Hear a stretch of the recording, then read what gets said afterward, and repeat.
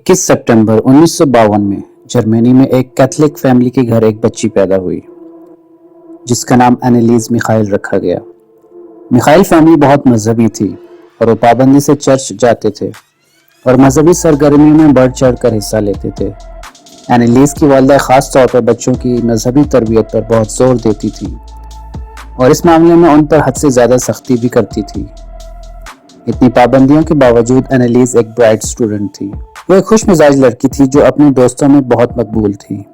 वालिदा की सख्त मिजाजी और बेजा पाबंदियां एनालीज की शख्सियत पर बिल आखिर असरअंदाज होने लगी। 16 साल की उम्र में एनालीज को पहला दौरा पड़ा और वो बेहोश हो गई। जब वो होश में आई तो उसे कुछ भी याद नहीं था। उसी रात सोते हुए उसे महसूस हुआ जैसे कोई वजूद इसके सीने पर जोर दे रहा हो। कुछ अरसा सब नॉर्मल रहा और फिर अगस्त 1968 में एनालीज को दोबारा एपिलेप्टिक दौरा पड़ा। घर वाले उसे अस्पताल ले गए और न्यूरो सर्जन ने इसके कुछ टेस्ट किए मगर सब नॉर्मल था। फिजिकली एनालीज एक बिल्कुल सेहतमंद लड़की थी। फिर फरवरी 1970 में तीसरी बार फिर एनालीज को दौरा पड़ा। यह सीजर पहले दोनों से मुख्तलिफ था। होश में आने के बाद एनालीज ने बताया कि इसने मुख्तलिफ रंग देखे और आवाज़ें सुनी। एनालीज के मजीद टेस्ट करवाए गए और इस दफ़ा न्यूरोलॉजिस्ट ने एपिलेप्सी यानी मिर्गी डायग्नोज की और इसे दवाइयाँ लिख कर दी। इसके बाद एनालीज की हालत मजीद बिगड़ने लगी। एनालीज दोबारा स्कूल जाने लगी मगर इसकी शख्सियत में बहुत बदलाव आ चुका था। अब वो डिप्रेस रहने लगी थी और अपने दोस्तों से दूर रहने लगी थी। इसकी बड़ी वजह यह थी कि अब उस पर मिर्गी के दौरों में इजाफा होने लगा था। डॉक्टर्स भी इसकी इस हालत की वजह का सुराग लगाने में नाकाम थे। इन सारे वाकयात से एनालीज की फैमिली बहुत मायूस हो चुकी थी मगर एनालीज ने हिम्मत नहीं हारी और वो जिंदगी को नॉर्मल तरीके से गुजारने की कोशिश करती रही। इसने कैथोलिक मजहब का मुताला शुरू कर दिया और यूनिवर्सिटी में दाखिला भी ले लिया मगर इसकी हालत अब पहले से ज़्यादा ख़राब हो चुकी थी। 1973 तक एनालीज ने हेलुसिनेट करना भी शुरू कर दिया था। हेलुसिनेशन का मतलब होता है कि इंसान को ऐसी चीज़ें नज़र आना शुरू हो जाती हैं जिनका ज़ाहरी तौर पर कोई वजूद नहीं होता। एनालीज को इस बात का यकीन हो चुका था कि वो आसेब ज़दा है और कोई शैतानी कुव्वत इसके अंदर सरायत कर चुकी है। एनालीज ने एक प्रीस्ट यानी पादरी से भी अपना रूहानी इलाज शुरू करवाया। 1973 के आखिर तक एनालीज की हालत बहुत ज़्यादा ख़राब हो चुकी थी। एनालीज को दरवाजे पर दस्तक की आवाज़ें सुनाई देती थी। इसकी बहनों ने भी इस बात की तस्दीक की थी कि उन्होंने भी ऐसी आवाज़ सुनी थी और ऐसी पुरस्रार आवाज़ जो उसे अपनी तरफ बुलाती थी। फिर एक दिन एनालीज की माँ ने जो देखा उसके बाद वो बहुत खौफजदा हो गई। उसने देखा कि एनालीज वर्जिन मैरी को खड़ी घूर रही थी। इसकी आंखों की रंगत बिल्कुल स्याह थी। एनालीज अब अजीब व गरीब हरकतें करने लगी थी। वो जानवरों की तरह गुर्राने लगी थी और इससे शैतान नजर आने लगे थे और इसमें गैर मामूली ताकत आ गई थी। उसे काबू करना मुश्किल हो गया था। एनालीज के माँ बाप इसका रूहानी इलाज करवाना चाहते थे। इसके लिए वो कई प्रीस्ट के पास गए और उनसे मशवरा किया।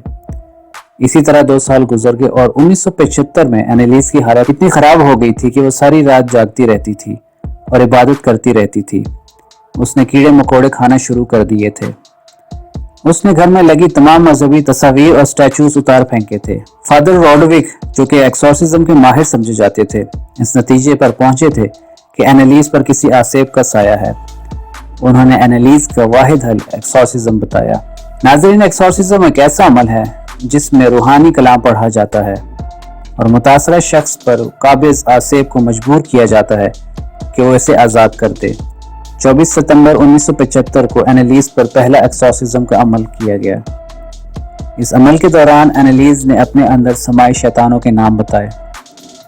उन शैतानों में एक नाम वैलेंटाइन फ्लैशमैन का भी था और इसने इसके बारे में बिल्कुल एक्यूरेट डिटेल्स बताई थी।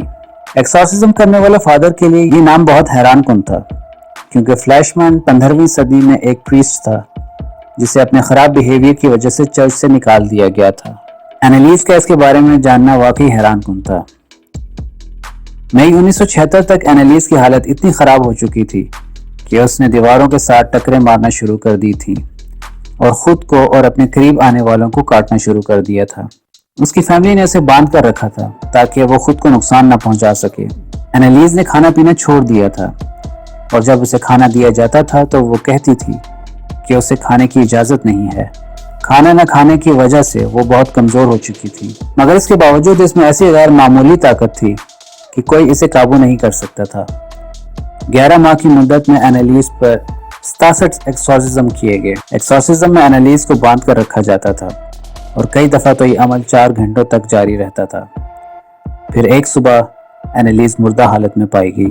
جب اس کا پوسٹ مارٹم کیا گیا تو پتہ چلا کہ اس کے دانت ٹوٹے ہوئے تھے، اس کے چہرے پر زخم کے نشان تھے اور اس کے ہاتھ، بازو اور کلائیاں بھی زخمی تھیں۔ اینالیز کے ماں باپ اور ایکسورسزم کرنے والے پادری پر مقدمہ چلایا گیا۔ کیس کے دوران پادری نے کورٹ کو بھی کنونس کرنے کی کوشش کی کہ اینالیز پر واقعی آسیب کا سایہ تھا اور اس نے ان آسیبوں سے اینالیز کو نجات دلائی تھی، مگر کورٹ نے اس کی ایک نہ سنی اور اسے 6 ماہ کی سزا سنائی گئی۔ اینالیز کے ماں باپ کو رہا کر دیا گیا۔ اس سارے واقعے کے بعد آپ کو کیا لگتا ہے؟